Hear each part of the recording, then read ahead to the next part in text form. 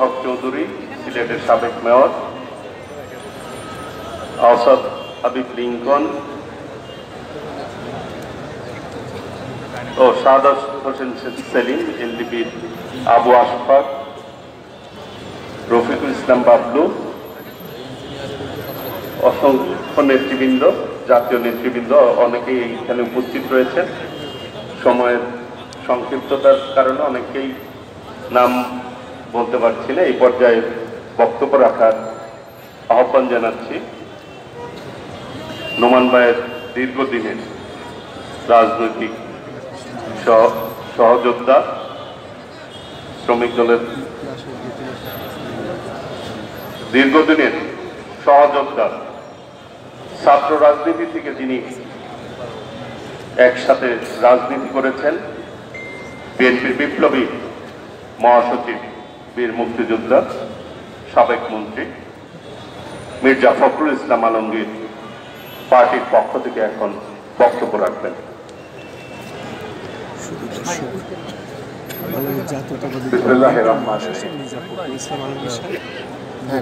বাংলাদেশের অন্যতম জাতীয় নেতা, জাতীয়তাবাদী দলের প্রতিষ্ঠাতা, বাংলাদেশের শ্রমিক আন্দোলন, গণতান্ত্রিক আন্দোলন, প্রগতিশীল আন্দোলনে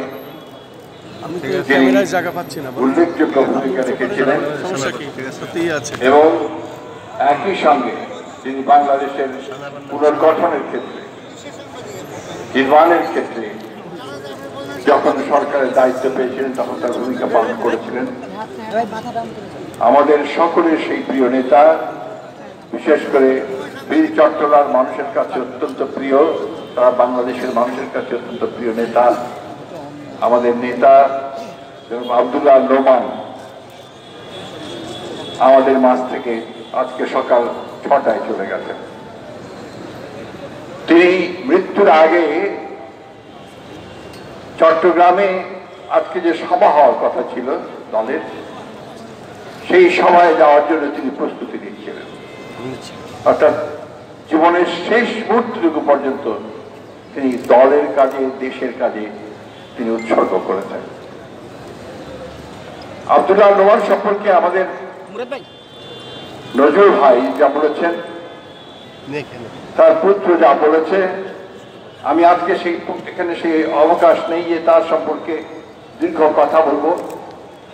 আমি শুধু এইটুকু বলতে চাই যে একজন বীর মুক্তিযোদ্ধা, 1971 সালে স্বাধীনতা যুদ্ধে তার উল্লেখযোগ্য ভূমিকা রেখেছিলেন, ছাত্র জীবনে সমাজ পরিবর্তনের জন্য কাজ করেছিলেন, পরবর্তীকালে শহীদ প্রেসিডেন্ট জিয়াউর রহমানের সঙ্গে সম্পৃক্ত হয়ে যিনি দেশের পুনর্গঠনের কাজে নিজেকে ব্যাপৃত করেছিলেন এবং বিএনপিকে একটা শক্তিশালী সংগঠনে পরিবর্তনের কাজ করেছিলেন। সেই নেতা আজকে আমাদের মাঠ থেকে চলে যাওয়াতে আমাদের যে অপূরণীয় ক্ষতি হলো সেটা খুব সহজে পূরণ হবার নয়। আব্দুল্লাহ নোমানের চলে যাওয়া আমাদের জন্য নিঃসন্দেহে অত্যন্ত শোকাবহ। আমরা বাংলাদেশ জাতীয়তাবাদী দলের প্রতিটি নেতা কর্মী, প্রত্যেকটি মানুষ শুধু নয়, আমার মনে হয় আজকে বাংলাদেশের সকল যারা দেশ সম্পর্কে চিন্তা করেন, দেশপ্রেমিক মানুষ, গণতান্ত্রিক মানুষ, তারা অবশ্যই তার অভাবটাকে তারা বোধ করবেন। আমি আল্লাহ তাআলার কাছে, পরম আল্লাহ তাআলার কাছে এই দোয়া করতে চাই যে আল্লাহ তাআলা যেন তাকে বেহেশত নসিব করেন এবং তার পরিবার, তার সন্তান এবং তার পরিবারের সদস্যদেরকে এই শোক সহ্য করবার ক্ষমতা দেন। একই সঙ্গে তার দীর্ঘ রাজনৈতিক জীবনের সহকর্মী, তার গুণগ্রাহী, শুভাকাঙ্ক্ষী সবাই যেন এই মহান নেতার প্রতি তাদের শ্রদ্ধা জানাতে পারেন এবং একই সঙ্গে তার আত্মার মাগফিরাতের জন্য কামনা করতে পারেন, সেই দোয়া আল্লাহ তাআলার কাছে চাইছি।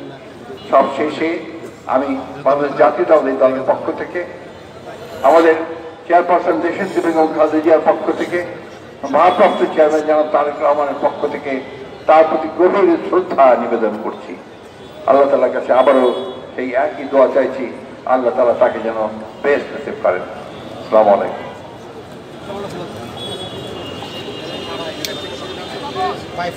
জানাজার নামাজ পড়াবেন আমাদের উলেমা দলের আহ্বায়ক আলহাজ মাওলানা কাজী মোহাম্মদ সেলিম রেজা এখন জানাজার নামাজ পড়াবেন।